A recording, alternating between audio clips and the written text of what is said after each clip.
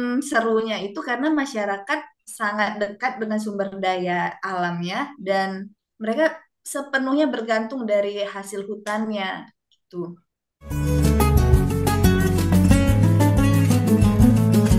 Oke teman-teman, sekarang ada tamu spesial kita namanya Desita Ginting.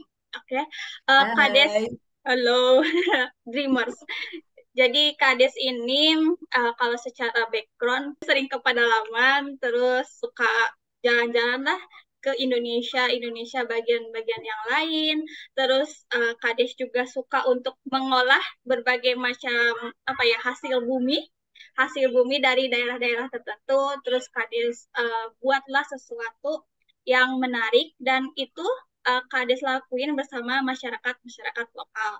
Nah, secara background juga selain Kades ini pernah terjun ke masyarakat juga, sekarang Kades ini juga sedang menjadi womanpreneur atau yang relate dengan R&D gitu ya, Kades ya.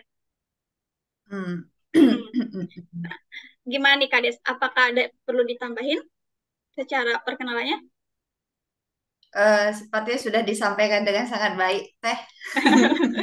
Oke, oke. Nah, Kades ini waktu kuliah itu secara jurusan apakah relate dengan yang kamu kerjakan sekarang nih? Relate nggak gitu? Sungguh sangat tidak relate karena dulu waktu kuliah aku jurusan perikanan. Aku sarjana perikanan tepatnya, tapi mohon maaf sekali, aku mungkin ilmu-ilmu perikanannya sudah lewat sekarang, lebih ke dunia masak-masak sekarang Hmm. gitu teh. Nah, kenapa bisa kayak gitu, Kades? Dari perikanan, terus aku juga tahu kamu pernah terjun di pendampingan apa renewable energy gitu di pedalaman. Dan sekarang Kades malah mengolah sumber-sumber kayak hasil bumi menjadi sesuatu yang memiliki added value gitu. Nah, gimana sih Kak Kades ceritanya? Boleh diceritain nih ke teman bicara damai. Iya. Kalau ditanya runutannya mungkin agak ini ya, agak lumayan panjang kayaknya sih. Karena kalau aku ditanya kayak gini, aku juga bingung dulu dari mana ya datangnya gitu. Tapi mungkin kalau diingat-ingat, kayaknya berasal dari masa kecil juga sih, Teh Dam. Hmm, Aku ingat dulu waktu masa kecil itu kayak kita, masa kecil kita beda ya sama masa kecil anak-anak sekarang. asik. Ketahuan ya umur ya. Jadi Asik. dulu itu waktu kecil aku suka banget mainan masak-masakan gitu Hmm, dan hmm, eh, orang tuaku, bapakku khususnya dulu suka banget beliin alat-alat masak mainan. Kayak dulu kan kita kayak ada mangkok-mangkok lucu, sendok-sendok kecil, imut-imut gitu kan. Terus dimainin, dimasak-masakin sama tetangga-tetangga kayak lucu gitu. Nah, hmm. mungkin ada pengaruhnya dari situ juga dan juga waktu masa kecilku itu dari masa kecil beranjak dewasa, beranjak remaja dewasa gitu ya. Aku tiga bersaudara di rumah, anak bungsu, dua di atas abang laki-laki dan di rumah itu kita ada tugas masing-masing yang dikasih orang tua gitu. Tugasku apalagi selain masak itu jadi kayak dari dulu itu udah mulai diperkenalkan dengan masak-masak kayak dunia dari sayur mentah terus dimasak di kompor jadi pecah kangkung gitu. Tapi jangan dibayangin ini kayak ini ya chef beneran gitu. Enggak, ini cuman dasar-dasarnya banget. eh aku juga kalau sekarang disuruh masak buat banyak orang aku nggak pede sih gitu dan karena dunia itu kayak menyenangkan gitu ya Teh terus eh, lucu gitu dari misalnya dari tepung gitu kan kita campur ini di oven jadi cookies itu buatku itu dulu di zaman zaman dulu kayak dunia asik gitu apalagi kalau di kita di Medan itu orang Karo Batak tuh ya Natal tahun baru itu di rumah wajib ada cookies Hmm, itu hmm. kue-kue cemilan-cemilan gitu. Dan aku inget dulu waktu SD, aku udah bikin cookies teh di rumah. Tapi walaupun nggak semua ya, mungkin bikin satu dua macam, yang lainnya dibeli gitu. Dan itu kayaknya aku dapet cara-cara bikin itu dari tetangga, dari teman gitu. Karena mamaku juga nggak terlalu suka buat-buat yang kayak gitu. Gitu. Itu kayak seneng gitu, fun gitu rasanya dari tepung tiba-tiba udah jadi ini ya, dicampur coklat jadi warna ini ya, kayak gitu. Nah, seiring berjalannya waktu gitu ya, SD, TK, SD, SMP, SMA di rumah. Nah, kuliah juga ya bisa dibilang semi-semi merantau gitu ya. Dunia kerja juga biasa aja berjalan seperti biasa. Nah, aku kembali menemukan kesenanganku ini waktu mulai bergabung di salah satu program pendampingan masyarakat pedalaman teh di Mm-mm. pembangunan PLTS ya, yang diadakan oleh Patriot Energi gitu. Nah, itu kayak mungkin enggak secara langsung, tapi di waktu kita di desa itu kan kita nggak ada sinyalnya sangat terbatas ya Teh. Mm-mm. Karena sinyalnya sangat terbatas, yang kita dari kehidupan biasa main handphone, semua serba deadline, hampir nggak ada waktu buat diam gitu ya. Tiba-tiba sampai di desa nggak ada sinyal. Terus orang-orang hampir nggak ada yang bisa kita ajak buat em, apa ya, buat ngobrolin kehidupan gitu ya. Jadi kayak banyak diamnya terus mikir, ini apa ya? Kayak gitu. Apalagi dulu di sana banyak banget makanan-makanan daerah ya. Kan kita Mm. tinggal di desa memang semuanya serba makanan khas kan. Aku baru ngerasain waktu itu pertama tugas di Sulawesi Selatan di Kabupaten Takalar, desanya Desa Matiro Baji. Di sana banyak banget makanan yang kayak aku baru rasa di sana. Coto, kondro, apa songkolo, apalagi banyak banget lah itu, dan menurutku itu semua enak banget gitu kan. Itu aku baru makan dan semuanya serba enak gitu. Aku jadi penasaran, ini dulu bikin gimana ya cara bikinnya kayak gitu. Tapi waktu di pendampingan itu kan kita cuma 6 bulan gitu ya, dan nggak sempat buat mengulik lebih dalam. Itu udah hanya sekedar udah mulai kayak ini dulu awalnya gimana ya masyarakat bikinnya gitu, karena kan nggak ada sinyal ya, nggak ada jaringan, nggak ada sumber informasi yang bisa disebarkan, tapi setauku kayak di seluruh kota Makassar itu tahu gitu makanan itu kan seru ya kayaknya ya gitu. Nah, Mhm. terus balik setelah dari Sulawesi itu pindah ke Kalimantan Timur. Itu masih di program yang sama, masih di yayasan yang sama tapi nama programnya berbeda. Itu program Patriot Negeri. Nah, kita ditempatkan di desa-desa di Kalimantan Timur. Tugasnya juga sama tapi nggak fokus ke pembangunan PLTS ya, pembangkit listrik tenaga surya, tapi kita fokus tinggal di desa dan mengamati apa yang kita bisa lakukan di desa itu gitu kan. Nah, itu waktu di Kalimantan Timur itu aku mulai semakin penasaran waktu ada satu desa di dekat tempat tinggal kita, ya tempat tinggal kita itu penghasil sahang Hmm. merica. Seumur-umur teh aku baru lihat itu pohon sahang itu ternyata bentuknya kayak gitu. Dan aku bahkan nggak punya bayangan itu merica-merica itu dihasilkan dari tumbuhan yang bentuknya begitu gitu. Itu udah excited banget kan, ya ampun, ini ya pohon merica gitu. Dan waktu proses ada di sana, masyarakat itu kaya banget dari hasil sahangnya gitu. Kalau nggak salah dulu dijual 120.000 per kilo. Tapi pas kita di sana itu harganya turun banget. Kalau nggak salah aku 50 atau paling tinggi 55 55.000 per kilo tuh kan. Nah, untuk masyarakat petani atau jangankan masyarakat yang ngerjain itu ya, kita aja ngelihatnya sedih banget kan. Ya ampun, harganya turun setengah gitu. Nah, mulai dari itu kayak ini udah mulai mikir nih, ini selain dibikin lada ini bisa dibikin apa lagi ya gitu. Dan yang paling bikin gatel banget aku dengar bahkan masyarakat di sana pakai lada itu untuk masak bukan dari yang mereka punya gitu, tapi dari, boleh sebut merek ya? No, no, no, no. Oh enggak ya.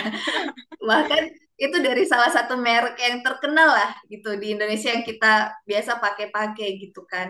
Hmm. Aku mikirnya itu mereka deket banget gitu sama sumber dayanya. Kenapa untuk dipakai sehari-hari aja nggak dipergunakan apa yang mereka punya gitu kan? Aku kayak kayak, kayak masih greget gitu. Ih, kok bisa ya kayak gitu. Nah, balik lagi kan karena kita juga suka udah mulai dari proses tinggal di desa itu di di Sulawesi ke Beraunya juga semakin suka menghayal nih gitu Hmm. kan. Nah, aku inget waktu masa kecil itu di Brastagi teh di Hmm. suku Karo itu ada namanya makanan khasnya itu cimpa mata. Itu dari beras, literally beras yang ditumbuk terus disaring jadi Hmm. tepung kan. Itu kan beras itu teksturnya keras banget ya. Terus aku pegang merica itu si sahang itu kayaknya nggak sekeras beras deh. Itu beras aja kalau ditumbuk bisa jadi tepung, apalagi si merica ini digiling dikit aja kayaknya jadi tepung nih gitu. Hmm. Nah, akhirnya coba bawa beberapa merica terus sampai di rumah di blender. Ya ampun jadi dong. Hanya di blender doang udah jadi merica bubuk Hmm. gitu kan. Walaupun satu rumah semuanya bersin-bersin ya. Tapi hanya ditambahkan sedikit intervensi aja bisa merubah si sahang ini gitu kan. Hmm. Akhirnya kemarin itu kita coba bikin dari sahang itu jadi merica bubuk gitu. Kalau di tingkat petani kan mereka udah bisa ngeringin merica itu sampai tingkat kekeringan yang bagus banget ya. Aku juga nggak paham sih tingkat kekeringan kadar airnya berapa-berapa. Aku cuman tahunya ini mericanya. Kalau kata petani ini udah bagus nih, kadar airnya udah oke nih. Itu kita blender, udah jadi bubuk. Dan sempat kita sampel itu bisa tahan berbulan-bulan malah Hmm. gitu. Terus kayak aku ngelihat yang seru gitu rasanya ya ampun dari ini dikasih cuma di blender doang jadi bubuk merica yang bisa kita pakai sehari-hari gitu Hmm. kan. Itu semakin semakin menambah apa rasa penasaran, kepuasan dari apa yang kita lihat itu kan apa ya candu ya. Nah, terus ada lagi teman di penempatan desa sebelahnya bilang kalau di desanya itu banyak banget kacang tanah. Ini sambil ngobrol-ngobrol santai, "Ih, banyak banget nih kacang tanah di desa. Bisa dibikin apa ya? Gitu. Hmm. Apalah yang aku tahu selain bikin jadi makanan kan. Hmm. Aku bayangin tekstur kacang itu kalau ditumbuk pasti bisa kayak walaupun nggak jadi tepung, setidaknya bisa jadi gerindilan-gerindilan gitu kan. Itu kalau dicampur ini, dicampur itu, ini lagi-lagi karena menghayal nih, kayaknya kalau dicampur ini, campur ini di oven, kayak jadi nih cookies. Gitu. Nah, aku Hmm. coba bikin di rumah dengan berdasarkan hayalan-hayalan ini, ternyata bisa teh. Nah, Hmm. waktu zaman dulu aku belum belum familiar banget sama eh, makan cookies yang tanpa terigu gitu ya. Ternyata bisa loh kita bikin nggak pakai eh, apa ya, nggak pakai bahan-bahan yang dianggap lumrah kayak Hmm. gitu. Itu kayak seneng banget rasanya melihat satu dari A dikasih sedikit intervensi jadi C gitu kan. Padahal kita Hmm. nggak perlu effort, nggak perlu pabrik-pabrikan yang lala-lala gitu. Hmm. Oke, terus pindah dari selesai pendampingan di Berau, pindah ke aku tugasnya di Papua ya Sorong Selatan, Papua Barat waktu itu namanya. Di sana juga lebih lebih em, apa ya lebih seru lagi gitu karena kalau tadi misalnya di Sulawesi itu walaupun dibilang gak ada sinyal tapi seluler masih bisa gitu walaupun internet enggak walaupun apa sinyal timbul tenggelam ya bikin kita emosi juga gitu kan kalau di Berau semi-semi nah kalau di Papua ini literally nggak ada sinyal samsek sama sekali nggak ada Hmm. sinyal. Jadi memang menghayal itu berdasarkan apa ya, membayangkan rasa makan itu hanya berdasarkan hayalan gitu teh. Dan di kali waktu di Papua ini serunya itu karena masyarakat sangat dekat dengan sumber daya alamnya dan mereka sepenuhnya bergantung dari hasil hutannya gitu. Nah di sana itu aku ikut ramas makanan pokok di sana kan sagu ya. Aku pernah ikut ramas sagu. Itu menurutku teh ya ampun, orang-orang di sana hebat banget, super super hebat itu. Aku baru ikut sekali ramas aja, menurutku itu lumayan ya. Belum kita proses ramas sagunya, jalan menuju lokasi aja udah effort banget buatku gitu. Hmm. Nah, waktu ikut ramas sagu itu keringet parah, belum lagi ditambah banyak nyamuk, banyak lalat gitu kan. Nah, waktu proses sagunya ini jadi, kita bawa ke rumah, ya namanya mungkin masyarakat di sana udah biasa ya lihat sagu diseduh ya, dikasih air panas, terus dimakan jadi papeda gitu kan. Tapi buatku yang orang luar, yang baru merasakan bagaimana proses dari pohon jadi sagu dan bisa dimakan itu menurutku sagu ini harus dihargai lebih gitu deh. Hmm, hmm, hmm. Apa ya ini yang dibuat yang kita bisa bikin dari sagu ini gitu selain hanya dimakan jadi papeda gitu kan. Nah, balik lagi karena nggak ada sinyal ya lagi-lagi terus banyak menghayal. Aku ingat lagi kayak sagu ini kan di sana panas super ya, super panas ya.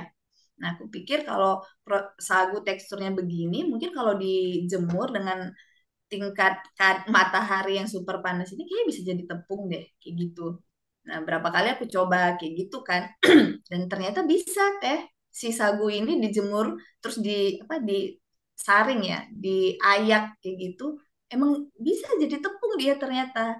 Itu walaupun warnanya kayak agak coklat-coklat gitu ya. Cuman at least kita bisa kita bisa bikin jadi bentuk yang lain gitu. Nah, waktu di Papua itu dari sagu kita bikin jadi kuki sagu. Kayak gitu dah. Ya namanya masyarakat ya, ya kita juga kalau melihat sesuatu yang baru itu pasti penasaran dan oh bisa ya kayak gitu. Masyarakat di sana juga antusias banget gitu mau coba bikin-bikin kayak gitu. Hmm. Itu akhirnya dari sagu kemarin kita bikin jadi kuki sagu. Itu terus balik apalagi kemarin ya. Kalau di Papua itu lumayan banyak tuh kemarin kita bikin. Terus oh kayak bikin ini coconut chips. Itu Hmm. awalnya cuman aku lagi duduk santai di belakang rumah kebetulan sungai. Terus lihat kelapa itu pada jatuh ngalir aja gitu kan. Aku bilang sama bocah-bocah di sana, ini kelapa banyak ya. Iya ibu, ibu mau ambil berapa ambil sudah ada banyak sampai. Ternyata emang banyak banget kan di sana kelapa. Jadi karena saking banyaknya masyarakat udah biasa aja, ya udah dah tenggelam tenggelam kayak gitu. Cuman kita kan ngelihatnya, apalagi di Medan dulu ya kelapa itu satu gede gitu bisa 5 sampai 7 ribu per buah gitu kan. Aku pikir kayaknya kelapa ini kita pernah kita aku pernah makan di Berau tuh teh kelapa itu kok kayak cuman dikeringin terus teksturnya itu kayak keripik gitu. Aku coba bayang-bayangin tuh kan rasanya. Oke, ini dikeringin bisa nih kayak gitu. Nah, di desa prosesnya kita coba bikin, aku coba bikin dipotong-potong, terus dijemur gitu kan. Nah, itu kemarin tuh sempat aneh gitu rasanya gitu kayak nggak jadi. Nah pas aku lagi ke kota ada sinyal, tanya deh, aku coba tanya teman-teman yang pernah bikin dan ternyata prosesnya cukup gampang gitu. Nah, akhirnya sampai di desa kita bikin lagi jadi tuh coconut chips. Hmm. Tuh, terus dari di sana juga banyak banget pisang gitu ya teh, mau pisang mentah pisang mateng semuanya ada. Ini karena itu terlalu banyak, aku lihatnya ini pisang ini kan enak banget ya, sayang banget kalau kebuang gitu. Nah, dari yang pisang mentahnya kita coba bikin jadi keripik pisang coklat. Terus dari pisang yang mateng banget, nyaris kebuang, itu kita bikin jadi selai pisang. Nah, si selai pisang ini bisa digabung sama si cookies sagunya gitu. Jadi satu produk yang saling melengkapin gitu. Jadi kayak seru ya ternyata ya dunia makan masak memasak dan coba mencoba ini gitu. Awalnya dari situ, nah sampai mungkin karena udah jadi kebiasaan ya waktu di desa suka dia menghayal gitu ya. Nah mungkin sampai ke sini-sini juga ada sekian persen kebiasaan itu masih ke bawah gitu teh. Pertama, kesukaan Kades dalam mengolah produk ini dimulai dari masa kecil yang suka masak-masak. Habis itu relate ke kerjaan, pindah dari satu desa ke desa lain. Tadi Kades sebut dari Sulawesi, ke Kalimantan, ke Papua. Dan semua itu yang berkaitan dengan pangan lokal ya Kades ya, kalau aku disimpulkan berdasarkan cerita Kades nih. Berbau pangan lokal dan makanan khas daerah. Nah, aku ada pertanyaan nih, bagaimana sih waktu itu Kades mengajak masyarakat nih? Karena kan waktu itu Kades juga sebagai orang baru, pendatang gitu. Tiba-tiba ini anak kenapa ngajak bermain apa mengolah-olah panen atau kayak mengolah sagu, mengolah apa lah gitu menjadi kreasi yang baru gitu. Nah, bagaimana pendekatannya nih Kades? Awal dari apa ya, niat kita dulu sih Teh, menurutku ya, karena kan kita memang ke daerah niatnya em, pengabdian ya. Kata-kata pengabdian itu kan bukan buat diri kita sendiri juga, bukan hanya buat diri kita ya, tapi juga harus ada impact sosialnya ke masyarakat yang kita datangin gitu. Nah,